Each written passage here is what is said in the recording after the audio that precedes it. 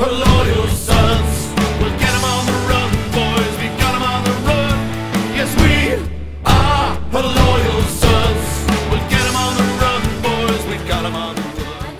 Welcome back to week 2 of HLS TV. I'm Molly Moran here with Ryan Ritter, and we are ready to discuss week 2, which I think was unfortunately a sobering reminder that perhaps week 1 you can't draw too many conclusions from, which we knew, and that anything can happen even early on in the season. I'm not sure sobering is the right word because that was definitely not the state I was in afterwards. It's true. Join the club. So yes, I'm one of those people that just likes to get right to the issues that everyone is probably thinking about. I was just talking about how I'm not very good at going in order. I know the injury didn't happen until like the third quarter of the game, but hello, the Malik Zaire injury is obviously what's probably on the forefront of everyone's mind. So that's what I would like to tackle first. So Malik Zaire, unfortunately, out for the season due to an ankle injury. Thoughts? Crap. The exact words I think I had after the rush, I was just no, get up, because that was what, next man in is a great mantra. It is a great thing to say in a press conference, but the fact of the matter is that when the quarterback goes down, next man in gets a little bit rougher, and especially when excuse me, you had Golson and Zaire taking most of the snaps in the spring, and now you're depending on a guy in Kaiser who, while a very highly touted recruit, did not get those same reps. So this is the worst case scenario. This is panic mode right now, to be quite honest. Agreed. And of course, we're only it had to happen, only second week into the season. We haven't necessarily faced, any of our bigger, more difficult competition. We all agreed that, Georgia Tech was kind of going to be our first pretty big test, and we're going to be facing Georgia Tech with Kaiser. So yes, that's rough. Yeah. And I know one thing saying as well, Ohio State did it. But while there is precedence there, and yes, they did do this with their second and third string, so there's a similarity there. We also need to remember that Ohio State was not without their first string running back, which the Irish are also now without. Also now without first string tight end. Smythe has now been confirmed out for the season. So it's going to be rough. Is it impossible? No. And we're going to find out a lot about the Irish and Kaiser and the way he is going to be able to take the leadership. I know nobody on the team is going to be trying to use Zaire as an excuse. This team's still going to very much be saying, we're going to go for the playoffs. We're not going to reset expectations. But, man, this really is going to be rough. Yes, definitely. Definitely be an interesting rest of the season. I will say as far as the team's attitude goes, I did watch an interview with DeShone Kizer, and obviously people were wanting to know how he felt when he was called on to go into the game. And he said that, Jalen Smith came over to him. He said he's like a man of very few words, doesn't really talk to unless he's spoken to. And he said that he reassured him and just said, look, we trust in you. We got this. And he said on the team's attitude in general, that it's a lot like the 2012's team. That he just said they're really refusing to lose. And so that at least, again, I don't know how far that goes. Just because you don't want to lose doesn't mean you're not going to, but that I do think that there is definitely something special attitude-wise about this team. And I think we saw that even at the end of the Virginia game. It was not looking pretty. The whole game in general was a lot sloppier than I think I was expecting just based on week 1, which I know it was Texas. We knew that we didn't know too much about this team, but they pulled it together. And I thought that was, maybe a little shimmer of hope at least. And I will say that their attitudes, I think, are definitely reassuring. I'm trying to put together thoughts here. This is scary stuff, guys. But trying to put together thoughts when everything's unraveling around, falling apart, even my mind. But yeah, because it is a really mental game. And we do have to give props to DeShone Kizer, of course, because he came into the game never having started taking God knows how many snaps in practice. And he made it happen. That's scary stuff. And he was on the road, didn't even have, his home field, a whole section of familiar, fans and stuff like that. So they made it happen. They brought it together. So I'm clinging to that right now. Right. And really, we shouldn't discount that. And two Right. things we really shouldn't discount. One, as you said, an extremely sloppy game. A start to almost finish. It was a very sloppy effort, even before Zaire went down for both the offense and, of course, the defense, which I'm sure we will get to later with that Yeah. performance. But the big thing to remember is, Kaiser came in. He looked very shaky in the first couple of drives. And yes, when you're on the road, Virginia is not one of the toughest places to play. But that stadium went from tranquil to extremely rowdy. I was in the middle of the student section, and Kaiser's driving right into that area to get the game-winning touchdown. So what he did was by no means a small task or should be discounted to be able to pull that off in your first meaningful minutes of college football to basically pull out a comeback that was in the waning seconds of the game. You can't discount that at all. That was absolutely huge by him and does give me some hope. That, and like you said in the interviews, everybody was blown away. Seems to be saying the right thing. So that is the good that you can take out. That's the silver lining. Exactly. Is that, Kaiser came in and he did I called it a Joe Montana in my article, or we could do a Tommy Rees. I mean, he went in and closed out the game. Whatever you want to prefer. I think more people would prefer the Montana comparison. Yeah. But you can't ask for more than that. And going against Georgia Tech, it's going to be the same thing as, hey, I think what Kelly has told Zaire, don't be the reason we lose the game. I think very much that is going to be operating procedure for Kaiser as well. Right. I think so. You mentioned defense and you mentioned Georgia Tech, and we all know that Georgia Tech runs a triple option. So the defense is kind of going to be a very important piece of next week's game. So I think we should tackle that issue next. How are we feeling about the defense after that Virginia game? There's two ways you can look at it. One, you can be absolutely terrified because obviously that was far from a great defensive performance, even though there were some good flashes of brilliance with a lot of 3-and-outs. Or two, you could say, hey, most of the issues was the secondary, and Georgia Tech is a passing team. So therefore, I'm more on the first side. I'm a little terrified, and it's not just because, Georgia Tech running the triple offense and the defense looking bad. It was that towards the end of the game, when Virginia finally seemed like they found something, they were attacking the edges of the defense. They were not going straight up the middle. Notre Dame had that taken away, so they wanted to get to the outside, to the perimeter, to test the secondary on short passes, or when they rushed, they stopped going up the middle. They went out to the outside. So that's where I'm concerned, because the triple option by its nature is you do have to take every option away, and the first one's the middle. So that's expected. You got to take away the middle, or it's going to be a long day. And then after that, it's how are you going to handle the perimeter? And that's really what terrifies me. How did you feel about the Gary Gray tribute defense? Exactly. My dad and I were talking about it, and he was like, I thought that's where some of the experience was supposed to be and where we were supposed to feel most comfortable with the defense. I'm not feeling too comfortable. I was like, I completely agree. And Virginia found a weakness, they exposed it, and they kept attacking it. And they did a good job of it. Can't blame them there. So definitely a little worried. Obviously, as I said, we only had Texas to go off of, so you can't draw too many conclusions from week one, but I was feeling a lot better after week one, and I want to go back to week one. Right.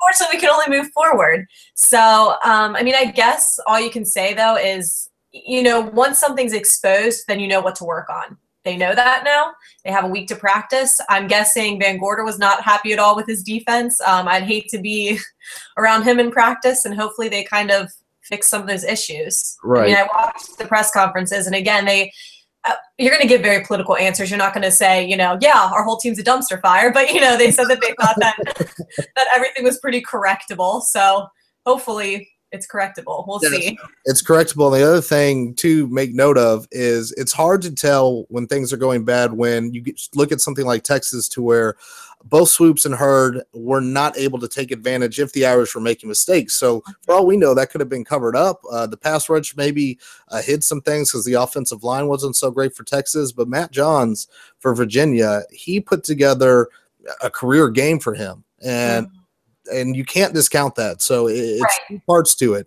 Yes, Notre Dame did not play very well too.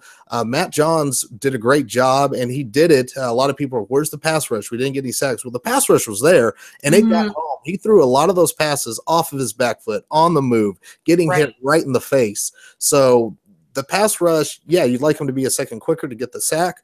But on the flip side, Johns is making the right read that he's supposed to, and he's executing. And, yeah, some of those passes I would have thought they should have been swatted down in the air. But, you know, he did exactly what he should do. And if he had time, he was able to exploit the matchups that he wanted. And, you know, it's the same thing. Kaiser did the same thing with Will Fuller. Right. We knew that was a mismatch, and Fuller got behind the defense on more than one occasion. So it's a matter of executing. So don't think this is a case of, well, Notre Dame just played bad. No, Virginia played very well on top of that as well. And it shouldn't have been that close. Virginia's not an all-world team, but still there's two parts of the equation here, and we can't discount that Virginia had a major part of what happened on the field as well.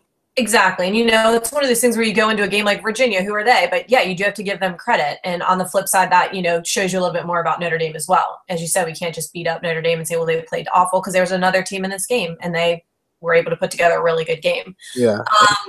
I forget podcast I had heard it on, but somebody compared them to Purdue, which ended up being an apt comparison, because Purdue would typically come in the schedule after a big game of some consequence, or there would be another game upcoming, the good old let down look ahead sandwich. So back to 2012, big blowout against Navy, struggled mightily against Purdue, and that was at home. Mind you. So this happened, and then Michigan was upcoming. So same thing here. A big blowout against Texas. You go on the road to an inferior Virginia team, and they give you everything you got, and it's hard for you to apparently get up for it. Everything was sloppy, and now you got Georgia Tech waiting in the wings. So if you want to draw some 2012 parallels, yeah, they're right there. So you can take. Interesting, yeah. But that Purdue comparison, I wish I could remember who made it. I was listening to so many different podcasts while traveling. Right, I'm sure. But yeah, that's kind of the best way to describe what happened in this game. Yeah, no, that's crazy. I didn't listen to that podcast, obviously, but kudos. That is a very good comparison. I wonder if it was Blue and Gold Illustrated. That's going to be my guess for where that was. Yes, we'll go with that. Correct us if we're wrong. No, I was just going to say, you were at the game, correct? I was, yes. Okay, I was just wondering, how was that reaction to the the Kaiser Fuller completion and touchdown in the stadium? It was hard for me to see the initial reactions of the Virginia fans, because I'm jumping up and down up on what they call the hillside up there. I'm in the part of the student section. Okay. So I wrote a piece late afternoon yesterday. We're recording this on a Tuesday. So Monday afternoon, I threw up a piece on Her Loyal Sons, a nice long read if you got some time to kill at work or lunch break or what have you. But it was... there was just a look of absolute stun. I didn't see the Virginia fan, draped over the now bad Virginia fan. I do now. And it was just this look that I think I've had too many times as an Irish fan, and maybe even had a look in this game of just that absolute gut punch that happened, because those fans really thought, it was for certain they were going to win. And they tempted the football gods by lining up to rush the field up on the hillside as soon as they went up. So there's over 2 minutes left in the game, and these guys are getting ready to rush the field. So we're kind of asking for it a little bit there. That was very much tempting fate. But yeah, I was going crazy, and I'm one of those people, if anybody says, oh, you shouldn't have been celebrating a win against Virginia, well, it's a hell of a lot better than a loss. That's always exactly. So I'm going to be very happy. That could have easily been a Notre Dame fan draped over that wall. So yeah, I about felt like I was going to vomit on that hillside, and not from alcohol consumption. Oh my gosh, I can't imagine. So yeah, it was a lot of dumbfounded looks. A lot of people had the good old surrender cobra still going on, and just some were just dumbfounded and hadn't moved, and it looked like they weren't going to move, and others were like, well, here we go again. This happens all the time here, and just kind of left. Yeah, and I was just interested because I knew you were there. So yeah, and also interesting to note that after Notre Dame went up 2 scores, and this is after the Zaire injury, so this is when Kaiser hands off to Pro Size for the touchdown.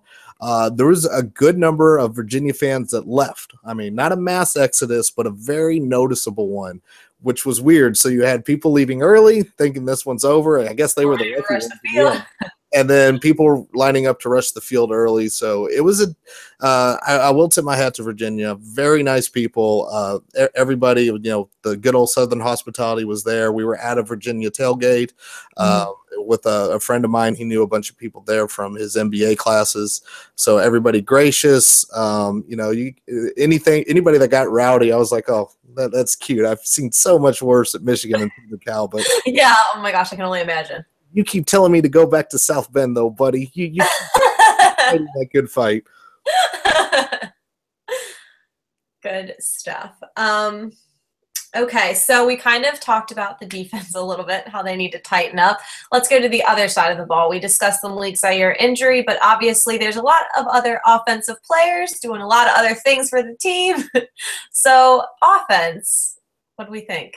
Let's start with Will Fuller, because I think his game kind of, you know, encapsulates everything that happened, both good and bad, with Notre Dame. Because, yes, he scored the winning touchdown. He scored on another long bomb as well. So you definitely have to tip your hat to that. But he also had trouble executing himself. He dropped some passes we expect him to catch. Not all of them were easy catches, but they would hit him in the hands and he would drop them. And we're just like, wait, Fuller can drop a pass? This can actually happen? Right. So, and that was really the story of the entire Notre Dame offense. The rushing attack looked great until it got in the red zone, or it was 3rd and 4th and short. Yep. I think the only time we converted was on the Kaiser planned QB run. Wasn't quite a draw, but it was, you know, the only successful short rushing attack that it felt like we had all game long, and that was at the tail end of the game. Right. So, and it was clear Notre Dame was the superior team on both sides of the ball, especially on offense. But when it came time for them to absolutely impose their will, as you know, the good old cliche, it just did not happen. Mm-hmm. Yeah, my biggest comment was going to be just the conversions, and it just seemed like we were pulling teeth. And anytime we actually seemed to be getting something going, it felt like we let go of it or just lost momentum that quickly. And I was like, really, guys? I was at my nephew's 4th party, so I tried my best to watch most of it and not be too colorful with my language. But yeah, his birthday party definitely turned into a Notre Dame viewing party, which we kind of figured. But yes, it happens. It happens. It does. You'll learn when you get older, kid. But yeah, 0 for 10. 0 for 10 on 3rd down conversions. It's inexcusable. That can't happen. And that's another how in the hell did Notre Dame win the football game? You don't win. That. Yeah, that to me was like really telling and something that we need to correct ASAP. But I mean, like you said, if you look at the stats, that should have been a lost game and we won. And I know it wasn't pretty and some people don't like to celebrate wins like that. But like you said, I'd always take a win over a loss. So ask Auburn how they're feeling right now, barely beating an FCS team by the skin of their teeth. Yes. Oh my gosh. That was crazy. I flipped that game real fast. I didn't know where the SEC network is because I don't watch that very often, but I found it real fast. Yeah. And Arkansas loses game to the MAC. I mean, and I know Jack Nolan said it in the post-game show that it's hard to win in college football. I mean, that's very true, but still, you definitely do not get the warm and fuzzies when you play an inferior team and that happens. So yeah, and it's such a battle. Yeah, it doesn't need to be a complete blowout, but it shouldn't come down to the last couple seconds. Yeah, I think that's probably the best way to put it. You would hope that you wouldn't have to take Virginia to overtime, or you need your freshman field goal kicker to get his first big gut check on the road. And exactly. It didn't come down to the kicker. I will say that. Yeah, not that I don't trust you, but I'm right with you there, and it's because that is unbelievable, monumental amounts of pressure. It's going to happen at some time, but you would like them to ease into it. Not, hey kid, it's up to you right now. Go make this. I was like, oh, not poor Yoon. I was like, let's just end this now. Yeah, go make this 40-plus yard field goal. And if you don't make it, this is going to be one of the most embarrassing upsets in Notre Dame history. So you go out there and do your thing, kid. Yes. Oh my gosh. I just, I can't imagine because I'm just a fan. Like, I'm not even in the game. And the feelings that I have, I'm like, oh my gosh, I can't even imagine. I can't even eat on a game day sometimes. So I don't know how they do it. Yeah. I mean, which again goes, I mean, we talk about Hume, but I mean, Kaiser had the same thing. It's like, hey, you didn't have a whole lot of reps in the spring. We did what we could in fall camp, but now you got to go take the field with an offense now that doesn't have its starting running back. Your running back's actually a former wide receiver. So you go down there and lead us to victory, kid. We're counting on you. Exactly. Yeah. He did. I know. It's definitely. Hats off to him. It's crazy. And I'm excited to see him going forward. It's like anything, do you want to see Malik Zaire go down? No. But at the same time, Deshaun Kaiser has been, I'm sure working really hard, hoping to get out there, and he gets his chance now, obviously in awful circumstances. But hey, I think we're all Kaiser fans now. So we'll see how he does. Yeah, I know in our staff chat, I think Lisa said it best is, it's really hard to be happy for Kaiser when you're so incredibly heartbroken for Zaire. And I think that's the best way to sum it up. Yeah, it's a great moment for him. But you can't help but, feel terrible for Zaire too. I mean, it's a freak injury. I know. I can't even imagine. It was one of those things too where, like everybody at the party, when you just see it on the TV, they're like, well, it didn't look that bad. Well, then like there were zoomed up pictures being like tweeted and stuff. And I was like, okay, I think his foot's like turned backwards, guys. And I was like, I don't think this is good. And they're like, it didn't look that bad. And I was like, no, guys, this is bad. This is bad. And then he got like carted off. And I was like, I knew it, but it was hard to tell at first. And from the field, I mean, being there, I didn't have a data connection on my phone except for a brief period where I did get to see the injury. And I kind of wish I never saw it because, ankles do not bend that way. Right, yeah. But I mean, you see him, it's like he's not getting up. Well, it's like, let's see if we can put weight on it. It's like, no, it's like he's got one leg up in the air. He's not putting, that's bad. It's like, oh, he's on a cart right now. I'm like, he's got to be done for the season. He's just got this, I'm far away, but you can see his head hanging down, hand over his eyes. So when you're being driven off the field into the locker room, that prognosis is usually never good. So not a surprise that we would find out later he was out for the rest of the season. But I mean, as Shane put it out there, roll with Kaiser, man. He's not a scrub to say the least. So that's the good part. And I know how some people I even saw was like, well, what happens if he does good? We have a quarterback competition next year. Like, let's not worry about that yet. Let's just exactly. And there are bigger problems to have than having two really good quarterbacks that have to compete with one another. I'll take that problem over some of the other ones we may have. I got a question for you. How do you think Brian Kelly feels about all this right now? I mean, especially with his quarterbacks. I mean, one, regardless of how he feels, that man is such a politician. He does such a good job not showing how he actually feels. Because I was watching his, interviews and stuff, like trying to like just see like a crack in his, demeanor. Like, is he worried? I mean, I honestly, one, he probably is thinking like, oh crap, because hello, he's human. I'm sure he had all his money on Zaire and everything, and he wanted him to be the captain of the ship this year. But at the same time, I think he really is genuinely very high on his team. And he said, it's not a one-man game. It's hard to think that way because obviously Malik Zaire, I mean, your quarterback is a really integral part of your team and your offense. And he just made it clear that, look, we can run this offense with Kaiser. He has all these weapons surrounding him. And it's true. If your entire team's going to go to shit because your quarterback got hurt, you have some major issues. I mean, it's not going to be easy because, as we said, he's been getting reps and, he's obviously got more experience. But, it shouldn't, again, go to complete crap just because someone got hurt. It's going to be a little bit more difficult. But I think Brian Kelly's feeling probably, I would think, nervous, but I think he's doing a really good job keeping it together. And I mean, he's the head coach. He's got to do what he's got to do. And I think he's got to keep, keep his demeanor for the team because people look to him for how he feels. And I think he's doing a pretty good job remaining confident in his guys. And that as a fan makes me feel really good because that's how I feel. And I think how we should be feeling. So. Yeah. I mean, if I'm Kelly, I'm taking a stroll to the grotto, going down. It's like, what did I do? I know. I agree. Sometimes I wonder, as Notre Dame fans, what we did to piss off whatever football gods exist. Like, do I need to sacrifice something to you? I know it because I mean, even to the start of the Brian Kelly era, Dane Chris went down immediately to the Brian Kelly era. So. Right. Not like this is like here we go again. So, I mean, and we've mentioned it many times before on HLS. I think just about every national media pundit has said it's like Notre Dame is not had 2 seasons in a row with the same starting quarterback.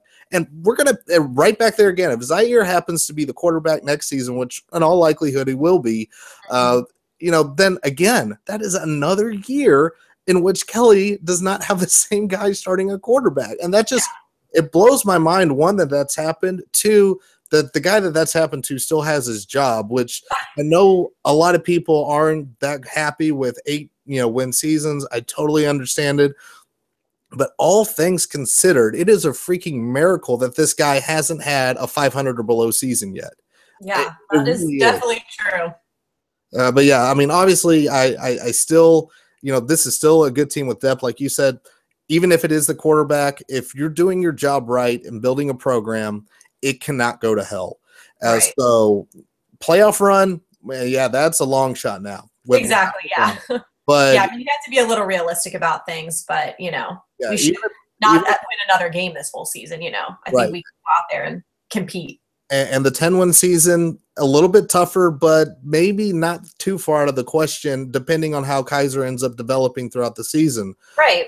But yeah, this team should not completely fall apart. This shouldn't be a team that goes 500 or below because there is that much talent there. And if something does go wrong, then there's going to be a head rolling somewhere. I doubt it's going to be Kelly, but, right now Van Gorder is, sitting there on the chopping block because especially one of the few tweets I did see in the game too, when I was looking for what the hell happened to Zaire, was Keith Arnold saying, hey, 2 years is a trend. The BVG red zone defense just looks like it sucks.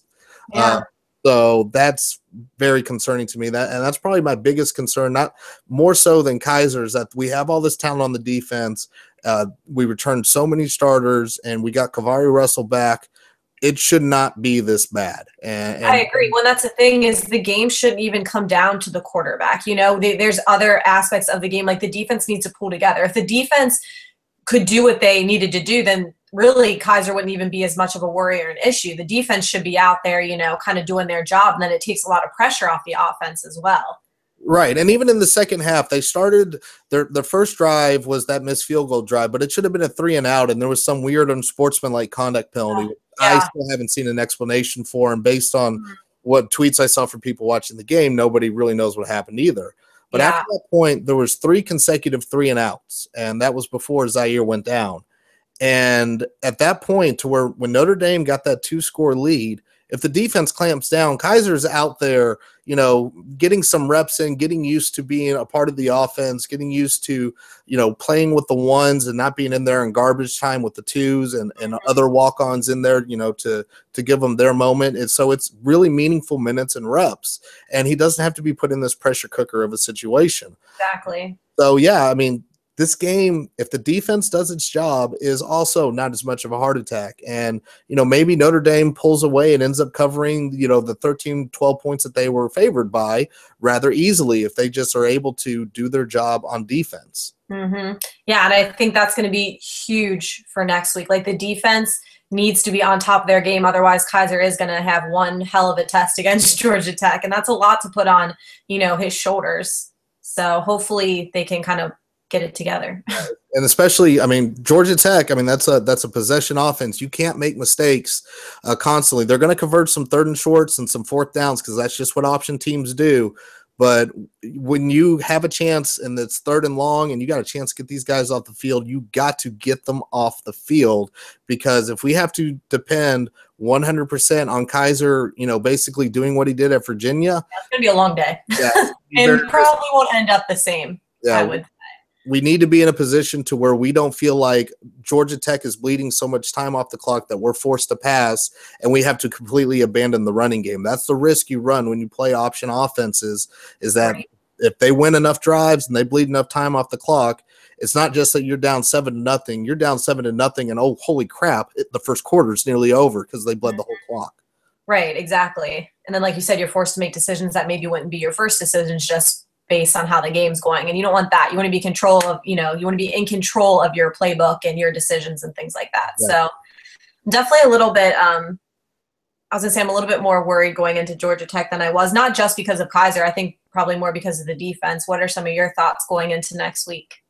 The biggest thing for me, and the more I've thought about it, is that I remember back when Diaco had massive struggles against the option his year one, and he ended up he went away from the 3-4, went more to a 4-3, but also in that he kind of went a little unconventional with the way he defended the option in terms of assignments. And what he did there in particular was he said, I got Manti Te'o.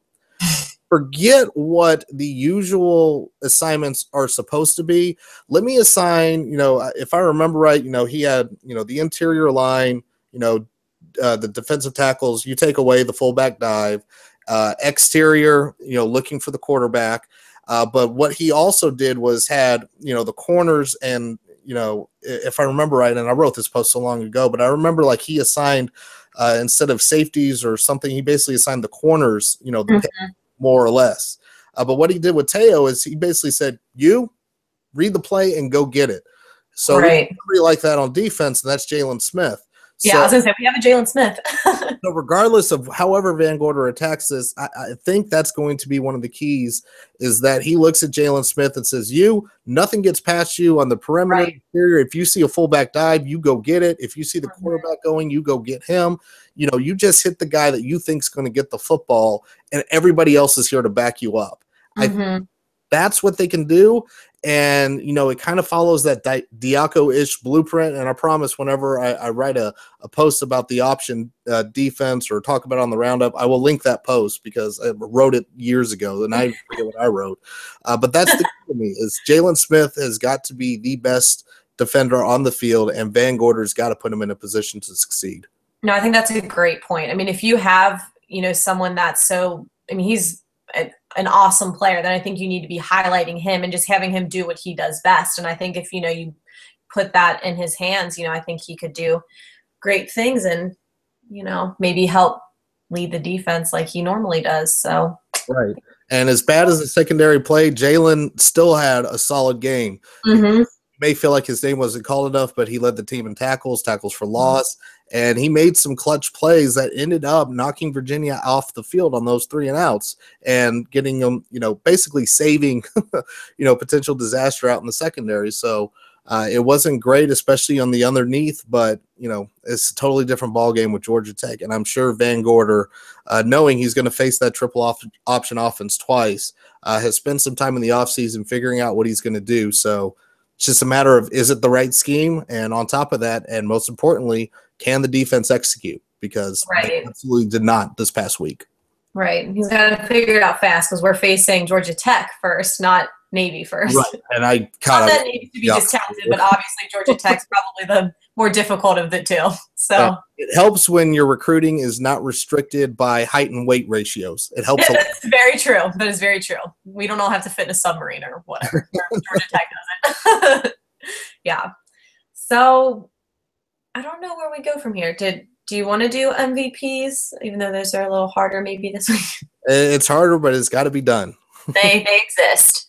Let's see. Let's start with defense. All right, defense. I already said it. Jalen Smith. You lead the team in tackles and tackles for loss, and the one of the few bright spots of the defense. So you got to give it to him. I feel like this is default until somebody puts together another worldly game, right? I know, I agree. That's why I'm like, let's do defense in unison. Jalen Smith. But yeah, I mean, hey, if you got it and you're the best, you're the best. He's does a great job. Offense, MVP. Offense, even though he didn't have his best game, he did it when it counted, and I got to go with Will Fuller getting the 2 touchdowns and really – and I don't know how he does it because he's not a secret anymore. People know that this is the big threat on our offense. Right. And the fact that he can still, when the game is on the line, get behind the entire defense because he's so much faster than them and he runs his route so well that, they don't have a prayer. To be able to do that's incredible. So, yeah, he has some drop passes that he normally makes, but look, I mean, hats off to Kaiser as well for, putting together that incredible 4th down drive. But his main target is like, I'm going to Fuller. I'm going to Fuller. You look at that drive, the entire drive damn near was passes to Will Fuller. And there's a good reason for it. Yep, I agree. Will Fuller would have to be mine. And I would give a shout out to Kaiser and maybe Procise as well, just because I like that kid. So And that's kind of getting overlooked in this whole thing. Let's not forget that this is a wide receiver turned running back who you can't tell was a wide receiver turned running back. Oh, right. I know there's concern. Can he hold up an entire season of being the lead running back? And obviously time will tell, but he looks good. He hits the hole hard. He doesn't look like the quote unquote speed guy that tries to avoid people. He will try to run people over. He got a lot of yards just by keeping his feet moving. Like I for sure thought he was down and I was like, he's still going. Yeah. So, and he had one run, which was incredible to where he was running to, I think like the left side of the line, saw it was collapsing and does the speed thing. He cuts back and turns it the other way. And I believe he got a first down on this run. That's all him. You know, that is him creating something out of nothing. So we're very fortunate that Kelly made that move. Great job by him. And again, this is how Kelly has survived, even with all the crazy quarterback things that's gone on around him. You know, he switches Kavari Russell to cornerback, and here's another position switch on the same side of the ball, but light and day positions. And so got to hand it to him for being able to see that. Right. Yeah, he definitely looks like he's been a running back his whole life. So shout out to him. I'm still like, I'm sorry, guys. I'm like out of it. I think everybody's still probably hungover from that game. Let's just throw that out there. Yeah, this is one of those rough weeks to where, I mean, thank God we won, because if this was a loss, it'd be even worse. Seriously. Yeah, you did. Like everybody had to have this feelings like where all of a sudden, like I was just like, okay, we lose this game. Our season's completely crap. Like we lost to Virginia. What do we do now? Like, honestly, I was having those feelings and now, you know, we were able to pull it together, but it's still kind of like a really questionable season going forward. So I'm not really quite sure like where my feelings are anymore. It's not like after week 1 against Texas. Yeah. And it's hard. Or at least I feel like some people like when disaster or more things that you can have more controversial topics, have more debate happen. I'm one of those people to where, you know, I mean, we all do this for fun. We enjoy podcasting, the recording, writing. Right. It is so much harder when you feel like your, you know, heart's been ripped out of you. And there was part of that happened. And it's mostly not just because how close the game was, but knowing that Zaire's down. I know. Yeah. It's really hard to, you know, you see the defense struggle, you see Zaire go down, and you have a great moment that you can carry and, you know, kind of keep you up. But yeah, man, it is hard to keep. I'm still working through the stages of grief with that one. I honestly think I'm in denial. Like I really don't think it'll hit me till like he doesn't come out on the field next week. Cause I'm seriously sitting here like, okay, we don't have Zaire. Like yeah, when he's wearing like numb to it. That's going to be all kinds of, you know, this shouldn't be happening. Yeah. Yeah. So crazy week. Week 3 coming up. We'll see. Yeah, hopefully we pull the whole season left. That's the thing. Like I feel like I've had enough emotions I'm like, crap, this is only game 2. See guys, this is Notre Dame football though. This is what we know and love. This is no love, and somehow it is probably gonna kill us way too young. You know, I said I'm definitely, you know, as a nurse, I'm gonna do some sort of study, I think, with Notre Dame fans. Life expectancy. Yes, for sure. I'm sure I'll, you know, something will come out of that. Probably be very depressing results. I was gonna say probably nothing good, but we'll see. I know when it was all said and done, I was just like, I'm too old for this shit. This is gonna kill me. I can't keep doing this. It's aging me more quickly, that's for sure. Yeah, between that and the kid, that's a horrible combination. Yeah, for sure. By the end, you're gonna start seeing like gray hair starting to develop. I think I saw him the other day. I was so embarrassed. I think I take too much after my dad, who was gray, God knows when. But I was like, oh my God, that's not a gray hair, is it? Is it? And I pulled it out. Probably is though. Probably is. Oh, I blame you, Virginia, and everyone else these past 24 years. Gosh. But yeah, I think that about wraps it up. We're scared. No, I don't know. We're scared but hopeful. Yes, I was scared about this game before, yeah, but hey, we'll see what happens. There's nothing you can do. There's a reason that every game gets played. The games aren't won and lost on paper. Virginia obviously proving that. So all we can do. That's the thing is, you know, preseason and before games happen, you can only analyze so much. The games actually have to be played, and that's why they're played, because you really never know. So we'll see what happens. I'm excited, just scared. Yeah, this is the one I was nervous about. This, and, you know, the one beyond, I think, Southern Cal, the one that scared me the most. So I'm glad it's at home. I think that's going to help a lot. Here we go. But beyond that, yeah, it's going to be rough. I'm sure Paul Johnson would love to get the better of the Irish one more time in Notre Dame Stadium. So hopefully, and I tell you what, if the Irish do manage to pull this off, man, we got all kinds of hope going into it. That maybe, just maybe, we can pull off a special run this season, but we will see. Yeah, we'll see. We'll be back next week to discuss the Georgia Tech game. Until then, stay lucky and go Irish.